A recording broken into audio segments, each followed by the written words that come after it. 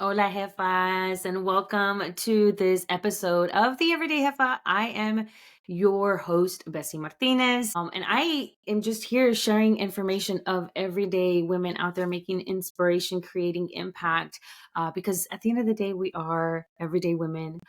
We put our little cabecitas on our heads. I am Austin based, and so I like to be able to do, that's the beauty about the internet, right? And then podcasting even more so. You get to be able to connect and share stories of other people out there, regardless where they are. And so I'm just going to give you a heads up. If you hear my voice a little bit different today, and you live in the state of Texas, you clearly understand that when the weather changes, a lot of us get affected, whether it's through allergies or our voices. And to me, it's my voice. So I apologize in advance, which means that my guest today is probably going to speak a lot more, which I hope she is up for the challenge. So I'm going to give you a little bit of a backstory on my guest for today. And I'm really excited because I love learning about other people, like I said, that are out in the world, regardless what part, and just learning from them. I get inspired every single time I get to sit down and chat with them. And most of the time, I'd say probably about 98% of the time, these are people that I'm just meeting for the first time too, which is amazing. It just makes the more conversation more genuine, more authentic. That's just sharing that they're jefas in their own right. And so I put out a calling on Threads. So if you're on Threads, make sure you follow me, the Everyday Jefa. Just kind of saying, hey, I'm looking for some people to hop on my show for 2025. And she said, I'm here. If you want to do, if you're looking for X, Y, and Z, I'm for it. And I was like, yes, let's do this. And so I started diving a little bit more about her. But I'm going to actually let her tell you more about her than myself. But let me tell you, she has a portfolio of just amazing things that she's doing, not just in her personal life, but also what she's doing for the community and how she's amplifying our gente. So without further ado, Miss Heather, let's tell our jefitas who you are, what you're about, and thank you again so much for being on the show today. No, thank you so much for having me. So, I'm Heather Reese. I'm an attorney based out of Philadelphia, Pennsylvania. I've been an attorney for 4 years now. I do personal injury. But in addition to that, I am a plus size model and I also am an activist. And that's kind of how I came to be, is that I started a series on Instagram where I was showcasing Latino, Latina, and Latinx businesses because I looked around and I saw that there wasn't anybody that looked like me in the legal field. And then I dived a little bit deeper and I saw that that kind of happened across the board, that visibility just wasn't happening for us. And I said, what can I do? Just like me, a regular Latina girl, what can I do to create visibility? And I said, let's get our faces out there. Let's get our names out there. Let's promote it. I never claimed to be like a skincare guru or a beauty guru. In all my videos, you'll hear me when people send me stuff. I'm just like, this is, to me, is about visibility. It's about getting the name out there. I want to change the narrative. I want our community to know that we can buy from ourselves and we don't need to outsource. Yeah. And so, I mean, the internet, of course, during the pandemic, we all turned to the internet, to social media to really engage and find our people. What is it that you think was probably the easiest, but also the hardest when you first started being able, once you made the decision, this is what I want to do, what was the easiest and what was the hardest part of actually going forward? So I actually started social media, I would say, really heavily in the last 2 years ago. I was going through a divorce and I was looking for anything to connect, right? And divorce talk is such a powerful side of TikTok that really helps you find a community. And then I said, okay, well, for the first time in my adult life, I have the opportunity to redefine myself. And how am I going to do it? And then I said, you know what? I want people that are going to back me. I want a community. And I got to connect with a lot of Latinas and it's been amazing. To me, Latinas are community based and they really do mean that they're going to support one another. And that's just kind of been the community I've looked for. I would say like the hardest thing is not really hard. Other people think it's hard. I don't mind filming the bad parts of me. I don't mind filming. There's videos of me on TikTok if you go far enough back of me like crying right when my divorce initially happened. There's videos of me laying on the ground, sweating during a gym workout. To me, I've always said that like authenticity is key. And I'm going to show all parts of me because there are so many people that just show like the beauty filtered versions of themselves. And I'm like, that's just not the everyday gal. You know what I mean? Like, I have rough days. I have days where, I don't look great. And I want to show that. And I want to show people that, there's beauty in all of these imperfections. I think people have really clung to my confidence. I love myself. And, that's kind of a tough pill for a lot of people to swallow. But I would say, yeah, I mean, the hardest thing is just putting yourself out there. That's the biggest step. And a lot of people struggle with that. But once you do that, I think you will find your community. Yeah. Oh, yeah, for sure. I think we've officially transitioned from saying that the people that are on our platforms are not our followers, but they're our community because they're the ones that have been there, whether they're the OGs or they're just now hopping onto the bandwagon. That's our community. Those are the people that get it. Somewhere, to some extent, they are living their lives, connecting through us with our own particular lives. But I want to kind of go and talk about a little bit about your career because you don't hear too many Latinas, especially in the legal field. There is a lot more now. I have noticed that there's been a lot more women that are coming forward and saying, hey, I am a Latina that is a lawyer or a public defender. And I think a lot of it has to do with the climate change that is happening and has been happening within the last couple of years. And of course, again, social media makes it so much more easier for us to be able to connect to spaces and places of the world that we don't get to. How did you get yourself into this is the career, this is where I want to go, and this is the space I want to take up? Yeah, so I'm really blessed. So I'm Peruvian, I'm adopted, and I was adopted into a pretty well-off white Jewish home. And my parents really made it easy with the people that they knew to, help the pathway of me getting into law school, being a lawyer and getting my first jobs. And that also to me was a really big reason why I wanted to give back to the community. I'm fully aware of my privilege. I've never hid it. And for me, what I've noticed is the reason a lot of Latinas are in this space is because the networking and the mentoring doesn't exist for them. I'm lucky where I had all of these things easily accessible to me. And I said, that's really what's keeping a lot of people out. How can Hmm. I do something different? And I've made such an effort to connect with other Latina lawyers because there are so many. There are so many out there that are amazing. We only make up 2.5%, but that 2.5 is a strong group of women. I mean, at least the Latinos. I don't remember what the Latino stat is. I just know the Latina stat. And yeah, I mean, for me, it's been looking around the space and noticing that we need people that are willing to mentor younger people. We need people to stop saying don't go to law school because it's hard. So many people told me not to go to law school, and I never say that. Like if a Latina girl asks me, I say go, please, so that the next little girl looks to the left and looks to the right and sees more people that look like them. Because that's really the big thing is that we are we're getting in there, but we're not being seen, and then we're quietly going into the corner. Stop, exist. Like I tell everyone I know, I saw a mantra a long time ago: exist loudly, and I have lived by that. I'm gonna take up space. I'm gonna be bold, and people are gonna either like it or they don't. And the big thing about it for me is that I want to do it because I want it to be easier for the next line of girls to come through. So with you juggling, your career and now, your social media and your showcasing, how are you? Because I'll be honest, it's probably one of those things that I get hit for by saying that, there is no such thing as balance because I don't think there's such thing as balance. I think you just figure out what works for you. So what works for you in order to be able to achieve the two things that you love to do? Well, I'm sure that my bosses would say that I'm not in the office enough. But for me, it's been there are so many lawyers I know that get burnt out so quickly, burn out in their 30s, burn out in their 40s, and it's because that is it for you. That is your grind. And for me, I told myself, so I also have lupus and RA, and when I got diagnosed with autoimmune conditions, my life really did come into, a clarity where I said, all right, mobility might not always be where it's at in 10 or 5 years, and I'm not going to spend the mobility that I have sitting behind a desk grinding. I want to do it. I love being a lawyer and I love what I do, but I also need to make sure that I'm filling my cup in other ways because if not, then I'm going to look back at my life and be like, wow, those like 30 years that I was able to run, walk, move, I spent sitting behind a desk. And that's simply at least not for me. Now, don't get me wrong, it's incredibly hard to juggle.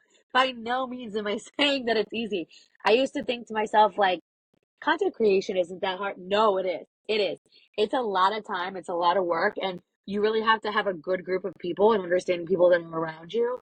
I'm really lucky where um, my ex paralegal turned into my personal assistant, and she's super great. And she helps me with tons of stuff. She travels with me. She makes sure everything is pretty seamless. My fiance is really great. He makes sure, when I need, if I get home, everything is set up for me to film. So I would say, like, for me, you have to make sure that you are doing both. You can't ever just pick one because it's impossible, right? Like it's impossible, especially in today's society, to just be one person, one facet career. That just doesn't exist anymore, right? Because one, you're not going to make it financially, and then two, like you're putting all your eggs in one basket. Sure, that worked for our parents, but that's just not it anymore.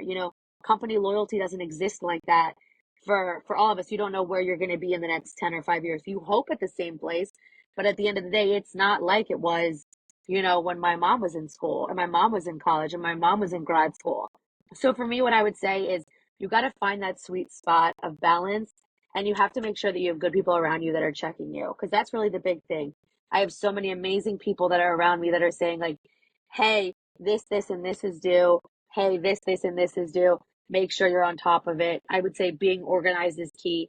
I have 2 calendars, 2 phones, and I have 2 people that maintain 2 different calendars for me. So they are constantly reminding me or texting me or telling me, like, hey, we have this other thing. Hey, you have this thing. So yeah, I mean, I would say making sure on top of it, but also making sure that, like, what you're doing is feeding your soul. Because if it's not, Yeah. you're gonna burn out. Yeah, no, absolutely. And I think even just the term self-care has started to change its definition. We used to think that self-care was like, hey, a bubble bath and, a mini spa day at home. But now self-care is becoming more so on what lights you up. What are Like setting a you doing? boundary of self-care. And no one ever Yeah, wanted to say that. Yeah, we were just having this conversation yesterday with somebody about how, we still don't talk about what breaking generational chains and traumas and karmas, because I know in my family as the first, I've gotten really hit on my side because I said, nope, this is where I stop. This is where I go. My road ends with you and I cannot move further, not for you, but for me. And I cannot do the things that I do if I'm not okay. And and okay means something different to everybody, and it just made me kind of get pushed and isolated, but I was okay with it. I learned to be okay if it meant that it was my peace. So what does your daily life look like? I know it's not always the same, trust me. For me, Mondays are supposed to be my, like, podcasting days, but now the holidays, so I'm splitting my work with shopping still because I'm so behind in a lot of things. So, you're an entrepreneur, content creator, you're out here, showcasing our community, and you're an attorney. So I know for a fact they does not look the same, but give us what, generally speaking, it would look like. All right, so generally, I go to work. I carpool with a bunch of girls for my job. I'm really lucky. I'm friends with mostly everybody I work with. Everybody I work with is super great, and that's another big thing. Like, work at a place that people you like to be around. I love to be around a lot of the people that I work with. They are great. They're great girls, and I carpool with them actually. So, I go into work at around, like, I don't know, 8, and then I work 8 until probably 4:30 in my office, and then I work longer once I get home. So I leave around like 4:30, and then I work probably until 6 or 7. And then it also depends, right? Because of the type of law that I do personal injury. Sometimes prep times for clients happen much later. So I like to be the type of attorney that says, "Hey, listen, if you're working 3 jobs and the only time I can prep you for like an event or a deposition is like at 10 o'clock at night," I'm willing to do it, because for me, I was taught very young by my mentor that accessibility and making sure your clients are happy is a key thing in the type of law that I'm in. So sometimes my days will look completely different. They'll look, like I'm prepping somebody at 9 or 10 o'clock at night until 12 o'clock. Sometimes it's 7 to 9. Sometimes it's not prepping at all. It's doing content at the end of the day. It really depends on the type of space that I am, but I do like to film my content on like one day of the week and then just change my outfits, because at first I was trying to film them multiple times a week, and it is honestly so much. It's so much. I start my day at like 5 a.m. I go to the gym, then I go to work. I mean, it's just it's impossible and it was not sustainable for me. And I said, all right, so then I've heard people blocking times out. So like, what if I just block it out on like a Sunday? Because on Saturday, I'm usually in New York doing stuff for like modeling or events that happen out there.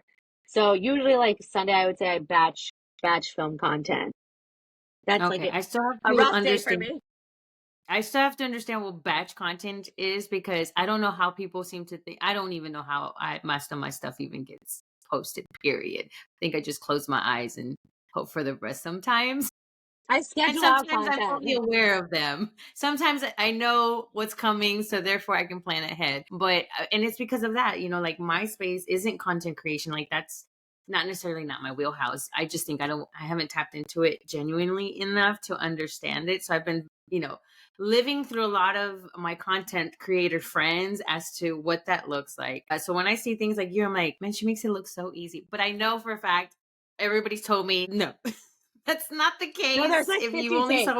There's 50 takes. Yeah, there's so many takes. And like the big thing for me is that like I still get somewhat anxious about stuff like when I get sent some stuff because I'm not like a generic influencer. I'm not a generic content creator. Like those aren't the things that I'm like I went to school to do. Like some people go to school to know how to make content. They go to school for ad Isn't marketing and like cool? I'm also I'm also not ad marketing. Like I don't get paid for my Yeah. series. Like I don't take money for it. So like this is just like you're getting a generic, authentic, raw review on me telling you like, hey, this is what it is. And sometimes I'm like, should have I talked about this ingredient?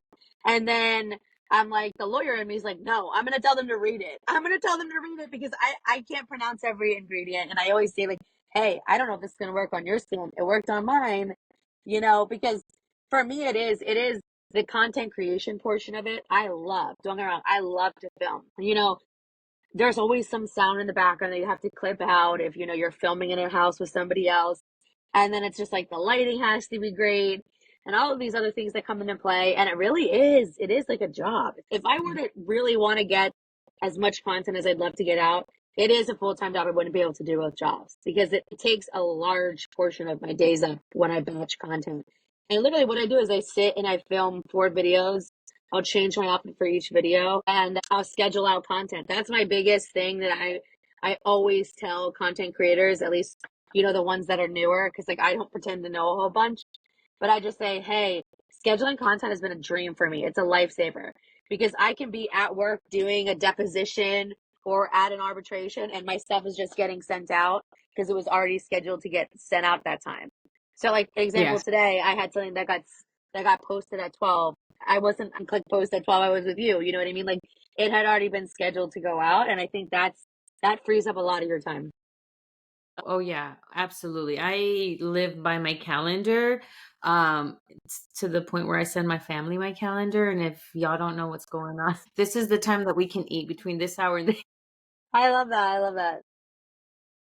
it gets pretty busy, like that's the thing that for the longest time people were like, I didn't even know that you had a family because they don't when they're not there. I'm like, the family I have is completely different than who I serve. I only have boys in my house, so you may never see them because they're not going to show up to these types of events. However, uh it's a whole world of all things happening here. So you brought up earlier about, when you receive these, how do you receive these? How do people, businesses, big or large, small, find you so that you can amplify their products or their services? Yeah, so it's 2 ways. So I had made that initial thread where I said like, "Hey, I'm looking for Latina businesses." I got several responses from that. Like, I mean, 50 responses.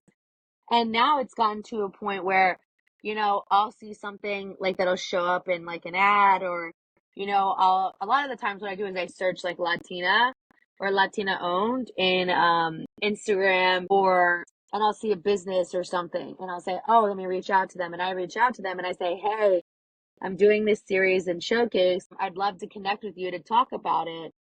Initially, when I was doing it, I really didn't do very much of a vetting process because I was new to it. I didn't know what was happening. I mean, I knew what was happening, but I didn't really know like how big it would get.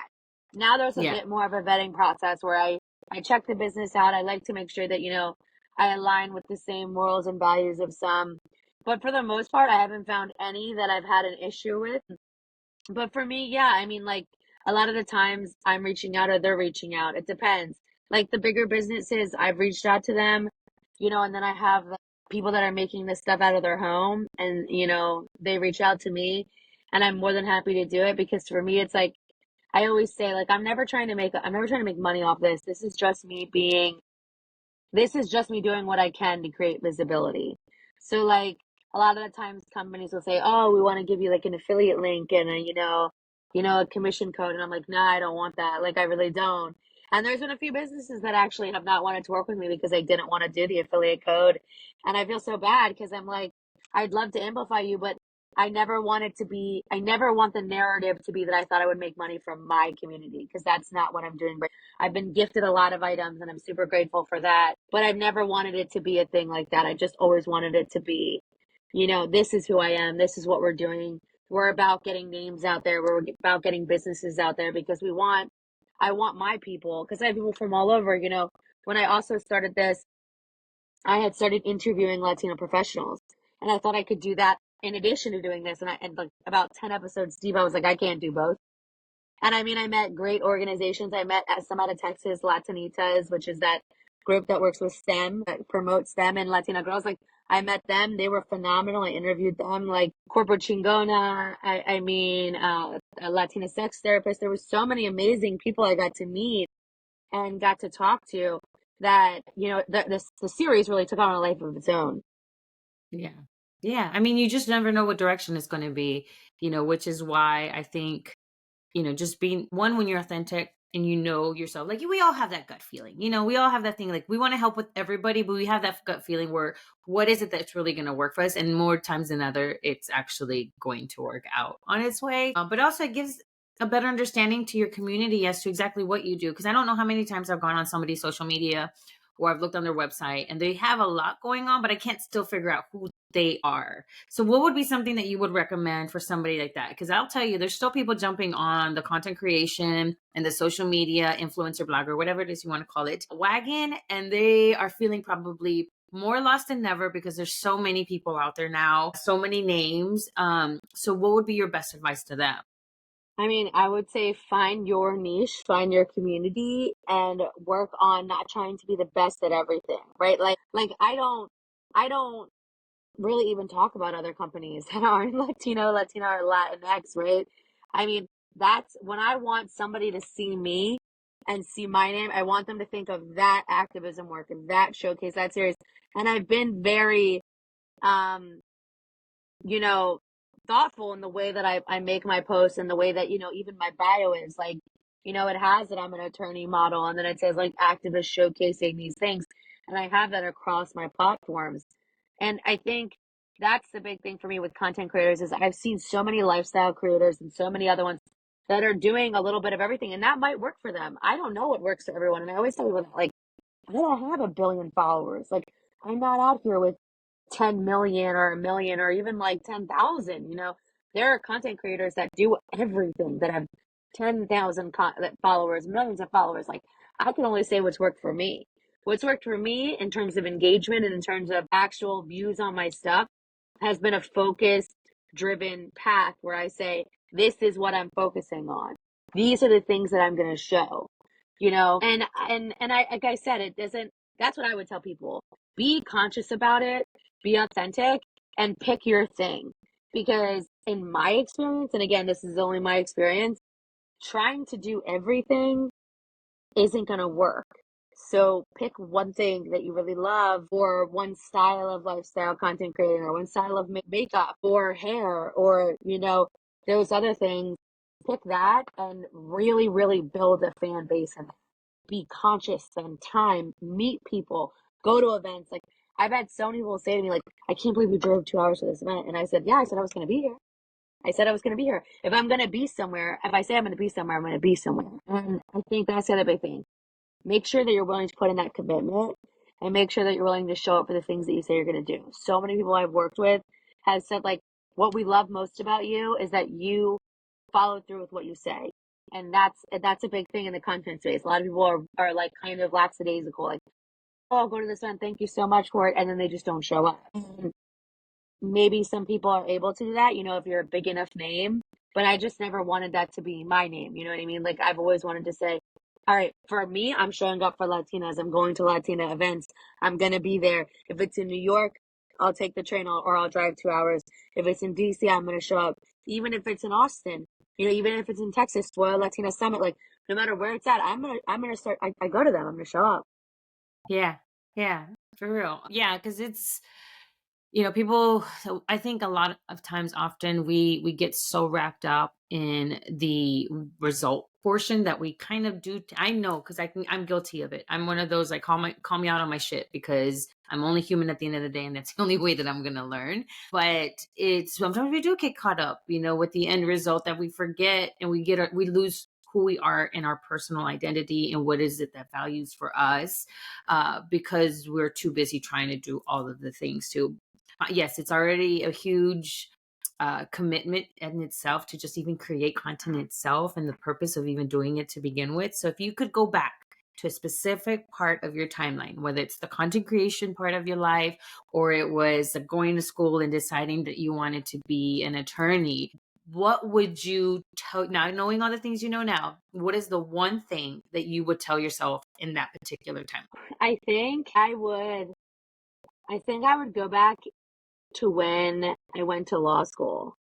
And I would tell myself, never let anyone, any person stop you from letting yourself shine. And I think that's the biggest thing. I think it's easy to get wrapped up in people. And for me, I allowed a lot of people to take different versions of my life and control of my life and morph it into kind of their narrative.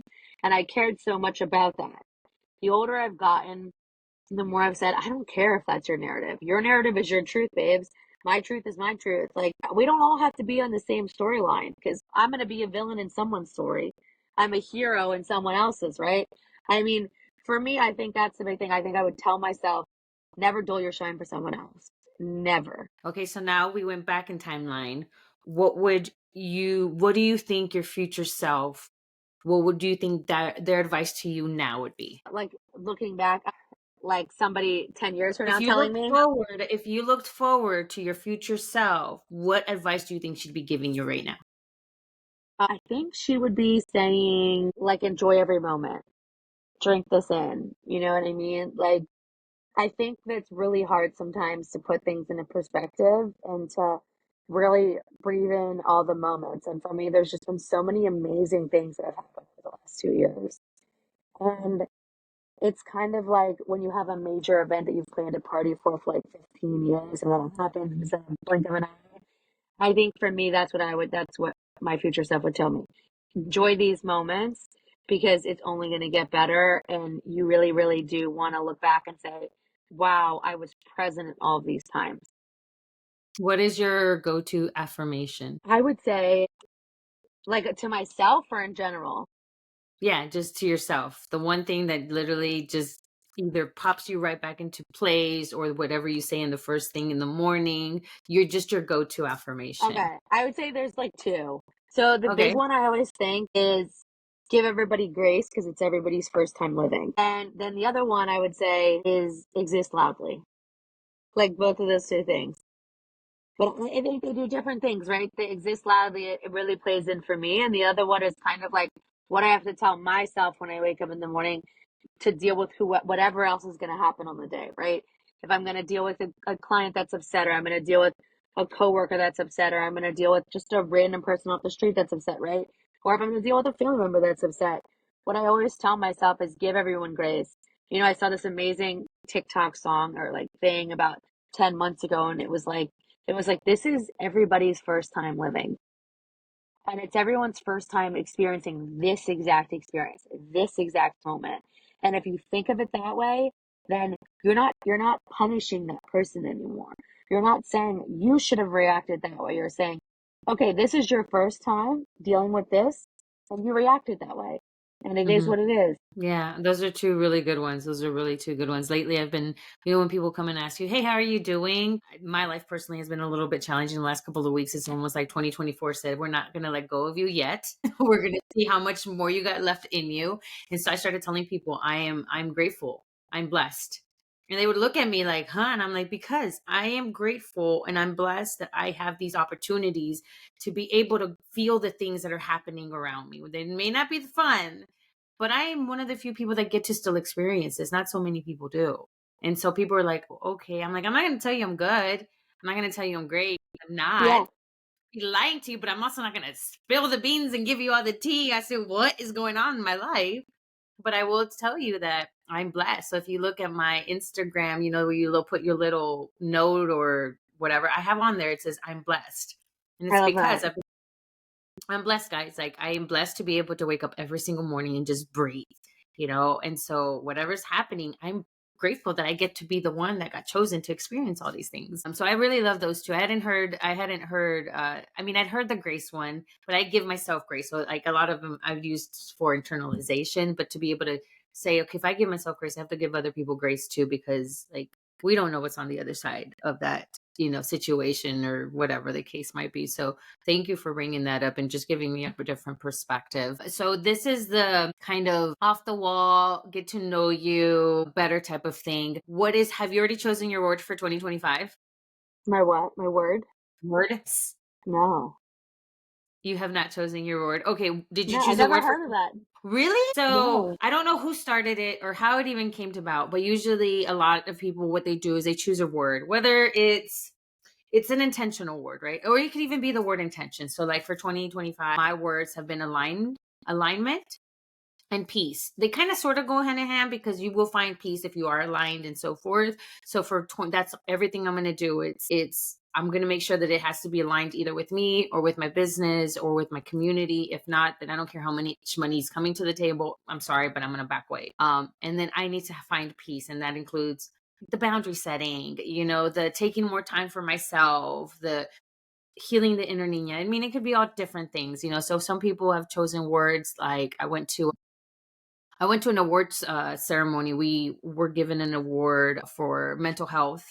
We've been working with the mental health community a lot. And so we got the DNI award for this particular organization. And one of the things they had us do was write our word. And so, in a heart. And so people were stapling them up to this big old board. And I was looking at some of them, and some of them were saying intention. Other people were writing whatever the case might be, the word that everything kind of navigates whatever that year's going to be about. So that's Okay. in a nutshell. I would say 2024, the word that described this timeline would be resilience. And I would say that's like a consecutive thing. I would say from 2022 until 2024, I would say resilience. It is just one thing after the next of kind of thinking like, oh, it can't get worse, and then it gets worse. And then it's like, all right, well, it's only getting better. It's only gonna get light at the end of the tunnel.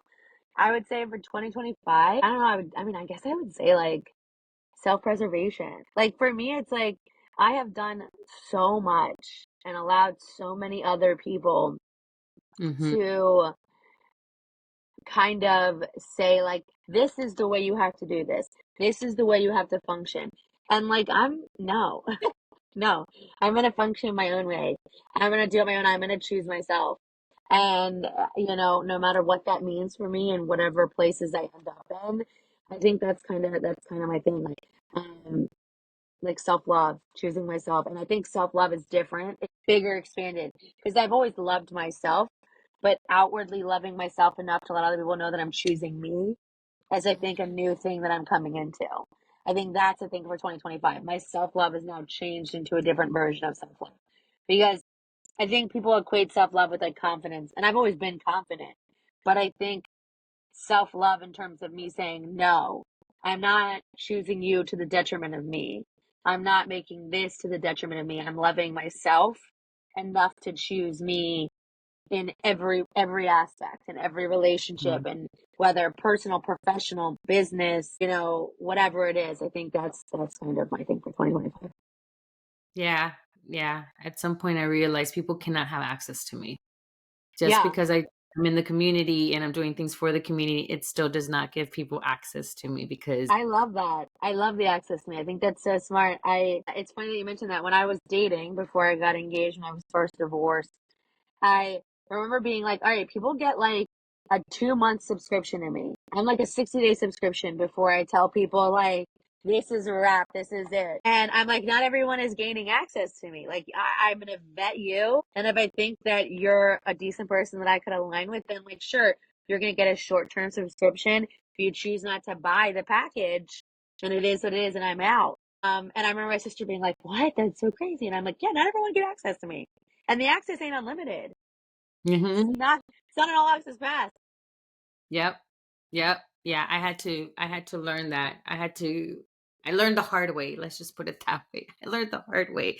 But nonetheless, it was still a lesson. Coffee or tea? Tea. Summer or winter? Winter. Pink or yellow? Pink. Yeah, my girl. I mean, I'm not wearing pink, but I am notorious for 80% of my wardrobe is pink. Some shade of I pink. love pink. I love pink, but I've recently changed into this red era. I used to only Yeah, get my same nails here. pink. I am now like a red. There's that red nail theory, and like I've gotten into like just saying like, all right, red is a powerful thing. Mm-hmm. And also like I think it's a thing, going back into being like Latina and just having so many stereotypes about us. I think for me it's like a way of grasping that kind of stereotype that a lot of people think about Latinas, fiery, whatever. And I'm like, no, I'm not just fiery. You're just like annoying. It's not that I'm like spicy and cutesy. It's that like I don't like the words that you're using and I'm calling you out on it. It has nothing to do with you being Latina. It's just that you think that that's a cute way of saying it. And no one else has ever said Mm-hmm. it to your face, but here I am saying it. I'm not being spicy. I'm just telling you, stop. I'm being But I very think demure. Thank you very much. right. I'm like, I could be. It's like that song. It's like that Ariana Grande portion when she's like, I could have said this, but I said this. And I feel that all the time. I'm like, I could have said that. I didn't though. I was nice. I said, please just don't refer to me that way. Please don't communicate Yes. me in that, with those Yeah. those words. And it is. I think so. I think I've really, really started to come into my red era.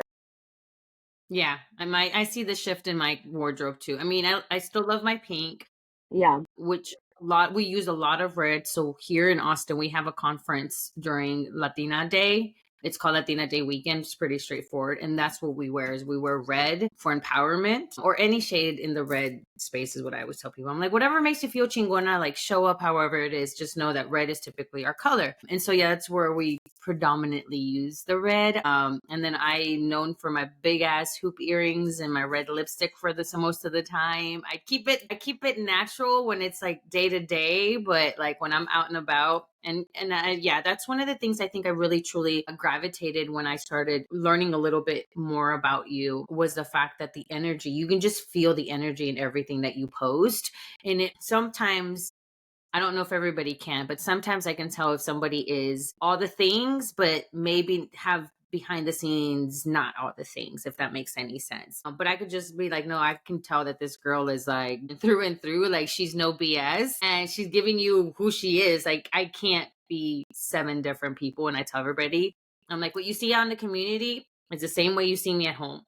No, I can't be six different people. Like that's just not healthy No, at I all. love that. And I stand by that a lot. Actually, I think that's like the biggest compliment I get from people. And it's my favorite compliment is that they're like, you're exactly who you are in your videos as you are in real life. And I'm like, yeah, babe, because you know how hard it would be for me to pretend I have to be somebody at work. I got to be somebody on the team. Like, it's just too much work for me. And I even do that with my clients. Like, my social media is public. I don't hide anything about my life. Like, and I always think to myself, like, people have always asked me, aren't you afraid of your clients seeing your stuff? And I'm like, no, why? I'm Yeah. hilarious. Yeah. Like, what do you mean? What are they gonna get Yeah, mad because you about? Like, represent the I'm making them people money. you yeah, you represent the person that you represent. So you can't be somebody and represent somebody else. It's like, Right.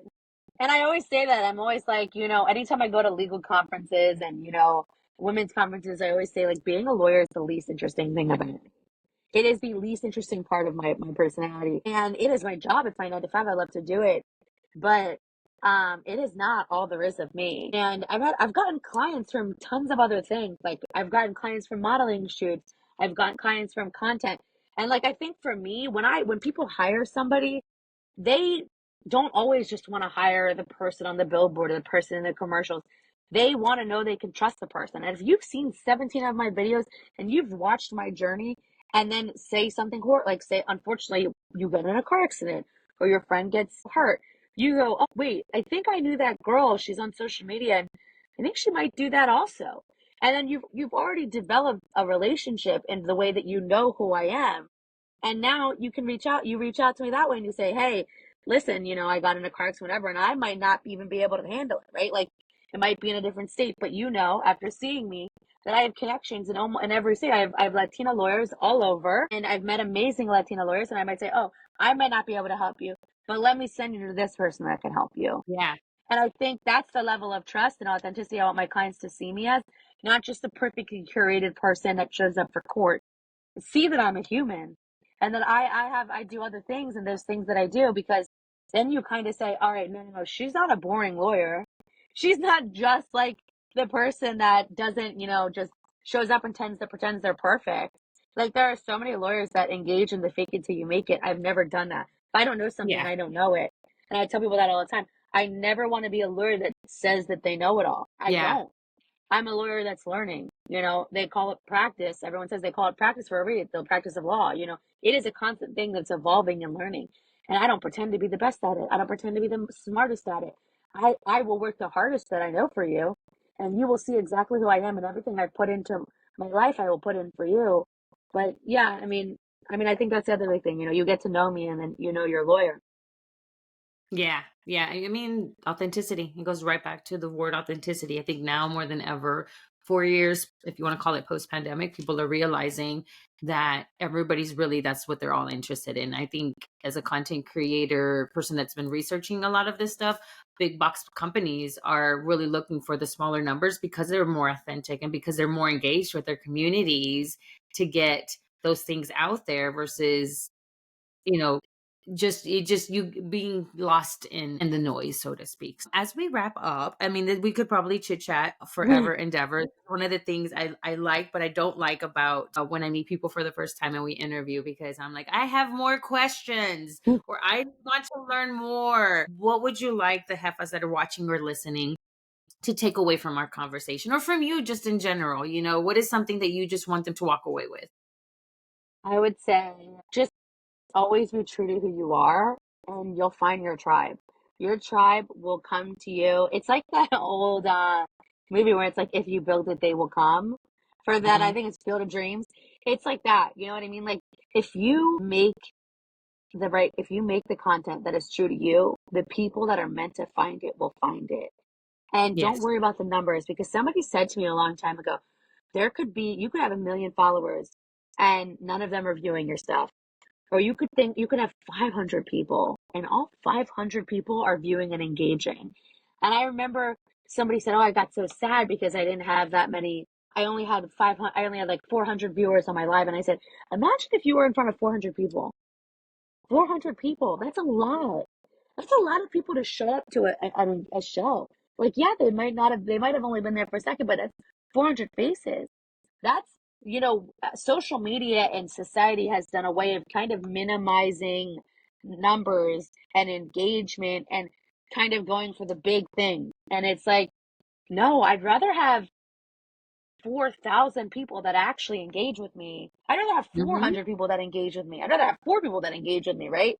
Than 1 million people that don't know anything about me and are just there, not doing anything, not engaging, not liking, not doing whatever. And it takes a second to like something. I think that's the other big thing I like to tell people is like your friend's stuff. Go support your friends that are business owners. If you can't afford to buy their stuff, that's fine. Go like a post, go repost it, go Yeah. comment on it. Give them that. That is free. That costs you no time and no money. And what I have found is that sometimes your biggest supporters are people that have never met you. And that needs to change. Make it those people that are in your inner circle, the people that say that they are writing for you. It takes 2 seconds. And a lot of people are guilty of it. I'm guilty of it sometimes, right? Like I have friends that are all over the content creator space. I try to make a solid effort to like, comment, and post on all of my friends' stuff. But there are so many, right? But for me, it takes 2 seconds. It's 2 seconds to just Yeah. even do an emoji, right? And that can mean the world to somebody, or a small business owner, somebody that hasn't sold their first cake or is looking to get that big thing. And then, you do it for them. So I would say that too. I know, Miss Reese, you are doing all of the things. So where can people find you just like I did? Where can they find you? How can they follow you? But the number one question is, how can we support you? Okay, so you can support me by if you know any Latina, Latinx businesses, or you are one, DM me, send your people my way, comment on the things. I want to showcase as many as possible. That is my big thing. I want to show all of us that we can buy from ourselves. We don't need to buy from big box brands. We don't need to, when you think of soap, I don't want you to think of insert name brand soap. I want you to think of Naked Bar Soap, which is a Latina owned company. When you think of makeup, I don't want you to think of big box brand makeup name. I want you to think of Sace Cosmetics. These are the things I want to change. I want us to know that we can buy everything from our own community. We have a huge purchasing power, and it's been shown through the stats over and over again, and we are just underutilizing it on ourselves. So that's my big thing. You can find me on Instagram, Heather_RXOXO, and I'm on Threads as well. It's the same thing. Those are my two main platforms. I have a TikTok. It's like I never use it though. I mean, I very rarely use it. Instagram is my big thing. DM me on that. Reach out to me on that. Send your friends that have businesses. If you have a business, come my way. Let's connect that way. All right. Well, you all heard it. Thank you again so much for joining us for this episode. These are the types of conversations that I want to keep bringing to the table. So if you walked away with something from this conversation, please let us know in the comments. I love to hear what are the things that are interesting you. What do you want to see and hear more of? And the same way with Heather, if you know anybody that we should be showcasing and sharing on the Everyday Jefa podcast, please have them reach out to me, all kinds of social media. The same thing. It doesn't change. The Everyday Jefa. Again, Heather, thank you so much for your time. I know you're a busy woman, being an attorney and a chingona and all the things in the content space. But we are so grateful that you joined us today. So, amigas, nos vemos, jefitas. Have a great day. And remember, you only have the power within you. So make sure that you just shine it out to the world. All right. Hasta pronto. Nos vemos. Hasta luego.